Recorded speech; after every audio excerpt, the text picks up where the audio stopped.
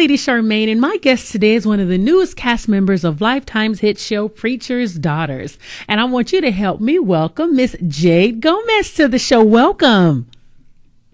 Hi, thank you. Well, I'm so glad you're here today. I got a chance to watch 2 of the episodes, and I'm telling you, boy, that they raised the ante for season 3. Are you excited about the new season? Yes, I'm very excited. My whole family's excited. Definitely my friends. It's just going to be a lot different than the past 2 seasons, and I'm just excited to see how it all plays out. Oh, it's very different from the past 2 seasons. Now, why did you even decide to audition for Preacher's Daughters?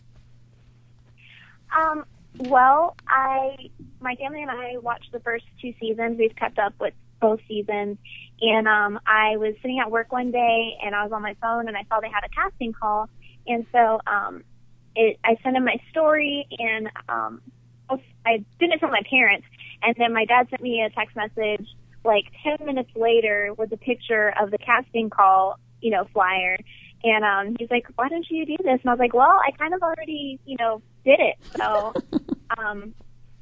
that's how that went down. So now, did you have any preconceived notions? Because as you said, you watched the first 2 seasons. Did you think that season 3 was going to be similar to season 1 and 2, just, following you and your family around, with some cameras in your home? Did you have any idea that they were going to take you on a missions trip?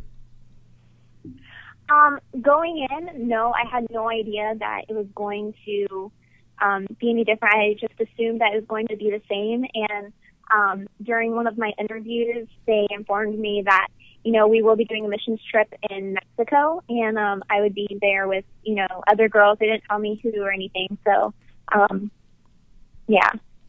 So now tell us about season 3 and what can the viewers expect, since we already let them know that season 3 is not going to be like season 1 and 2.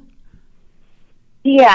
Well, definitely, season 3 is a lot different than 1 and 2.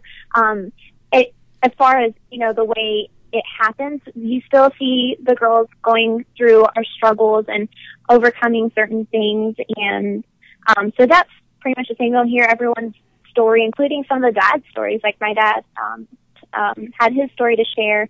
So you'll definitely be laughing. You'll be crying. You're just going to go through all the different emotions with us. I think it's really going to captivate the audience. So since season 3 is so different from, like I said, from the other seasons, how are you prepared to handle some of the backlash that people in the Christian community may tend to throw at you? Are you prepared for that? I definitely am. My parents and I, we all sat down and we had a talk that, people are going to be judging us, and they're not going to be nice, because, they're behind a computer screen, so they can say whatever and, be safe. Not that we're going to hurt them or anything, but, it doesn't really matter. But also, my mom talked to Victoria Koloff, and one of the things that she said was, just don't read any of the comments because it won't be good. It'll break you. So that's just something that we're trying not to do, is not to read any of the comments, because it won't have an effect on any of our lives. See, that's a good point from Victoria. I love them, so I really do miss them this season. Now, you are definitely a self-proclaimed good Christian who lives, at home under strict rules, including having your parents even check your text messages. You love Bible study, praying nightly, and writing in your devotional book. When you went on this missions trip, how hard was it for you to maintain your Christian values? I definitely had some challenges that I had never experienced before, because this was my first time, being away from my parents and under their roof. And so I definitely had a lot more freedom. Of course, I did some things that normally I wouldn't do, but I always stuck to my morals. I never went against my morals. And, it was hard, but I feel like I did a pretty good job. But you're going to see that there are some things that I did that, I thought back and maybe I shouldn't have done that. Now, who did you connect with the most? Because there's some new girls. We have one returning young lady by the name of Megan, and the rest are all new cast members. Who did you connect with? Yeah. There was kind of like a different connection with each girl. Like we all had, I connected with all of them, but I connected with Sierra with, Bible study and stuff. We would sit down and we'd actually have Bible study together and, biblical discussions. But then as far as being silly and having fun, I connected more with Nikki with that. So it's just different ways I connected with different girls. So now, how has this experience being on the show changed you for the better?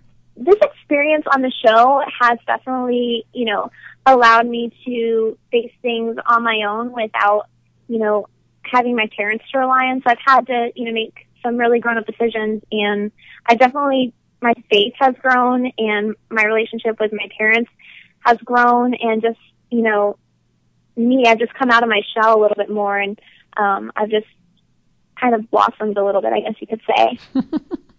I guess being away from your family really does help you do that. Because I remember when I was in college and I went to Mexico for the first time, and you really do have to learn how to make decisions. You have to watch out for your own safety. Of course, you all had a camera crew there, but I didn't have a camera crew with me. With me, so we had to learn how to just basically judge people and your surroundings and where you are. So through it all, what are some of the challenges you think that some preachers' daughters will be able to relate to when they're watching this show? Definitely one thing that was huge for me was I didn't want to disappoint my parents. I just wanted to, show them that I could, handle myself on my own without having them there to protect me. So, that's one thing that, maybe some preachers' daughters might want to, not break away from their parents, but kind of show that they're growing up and becoming a woman, and that might be one thing. And just I'm a virgin and I'm waiting for marriage, and that can be such a huge temptation, especially in today's world. It's hard because everything in this world is almost based around sex and all that, and so it's definitely hard to maintain being a virgin in this world. So if there's girls out there that have that same moral as I do, then they can definitely see how I've been faced with temptation, but I've overcome those struggles, and they can just maybe, learn and follow my example, I guess. Now, watching this show, there are so many temptations on the show, and there's different girls with different personalities and also different beliefs, although they're all Christian. How were you able to maintain your values knowing that there was different beliefs in Christianity? I guess I was just, honestly, with support from my parents and just praying and asking God to give me strength to not fall for temptations and to just, be secure in my morals and values and everything. Because it definitely is hard, and it's not like when I went there I was all of a sudden faced with all these different temptations that I haven't been tempted with back home. It was just, a different setting.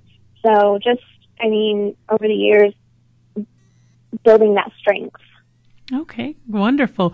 Well, I want to say thank you so much, Jayde, for coming on the show. And I want to remind the audience to make sure that you tune in this Friday to season 3 of Preacher's Daughters, January 23rd at 10 p.m. Eastern and Pacific Standard Time on Lifetime. You're going to be introduced to a whole new set of girls, plus Megan, who's going to be returning. I want to say thank you so much, and I hope to see you in season 4. Yeah, of course. Thank you for having me. You are so welcome, and you have a blessed day. You too. Thank you. Bye-bye. Bye-bye.